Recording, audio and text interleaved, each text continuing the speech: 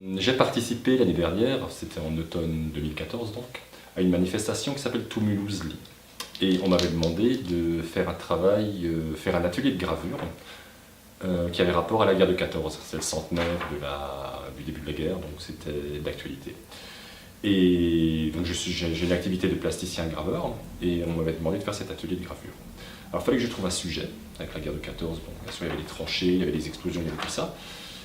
Et ça ne m'enchantait pas trop. Donc j'ai eu une autre idée, c'était une petite anecdote du début de la guerre de 14 qui était l'histoire des taxis de la Marne. Je vous en parlerai peut-être tout à l'heure un peu plus en détail. Alors l'idée de faire un atelier c'était bien, mais c'était un peu... j'avais une après-midi pour faire un atelier de gravure.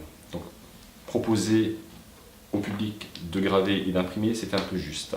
Alors l'idée que j'ai eue, les plaques de gravure, c'est moi qui les gravais. Je vais vous en montrer une. C'était ça.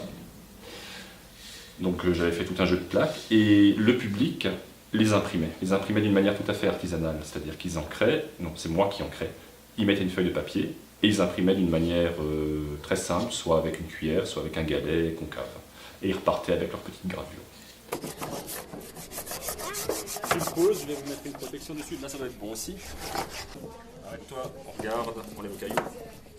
Et je me suis souvenu d'une émission que je regardais quand j'étais enfant, à la télé, qui s'appelait Histoire sans parole. Donc en fait ça durait 20 minutes, c'était un petit film muet des années 20. Et ce qui m'avait toujours bien plu, c'était le générique de fin. Pour ceux qui s'en souviennent, il était très particulier et on voyait un petit véhicule, enfin on voyait un couple s'enlacer sous forme de dessin animé et monter dans une voiture et se déplacer avec cette voiture. Et c'était le générique de fin. Donc je suis parti sur l'idée des taxis de la Marne en pensant à ce générique. Alors j'ai fait mes petites recherches sur les taxis de la Marne, ce que c'était exactement. Donc c'était assez cocasse, enfin cocasse, si on peut appeler ça cocasse, parce que c'était une guerre quand même.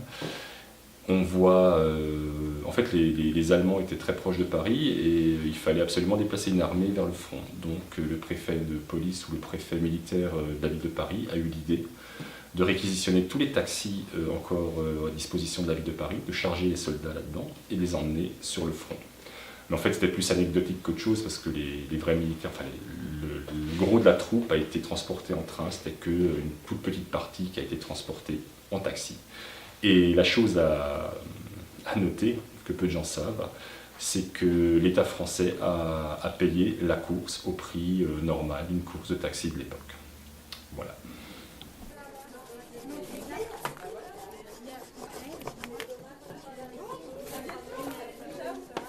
Donc pour le travail de gravure proprement dit, je vais peut-être vous expliquer en quelques mots ce que c'est une gravure, ou une estampe, qui est un terme plus juste.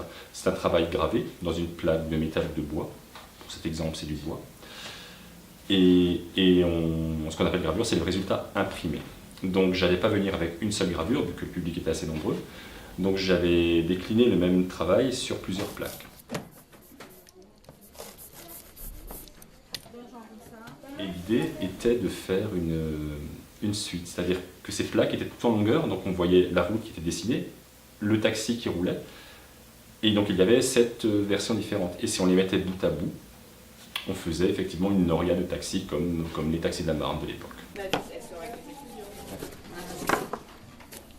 C'est bon, tu peux l'ouvrir.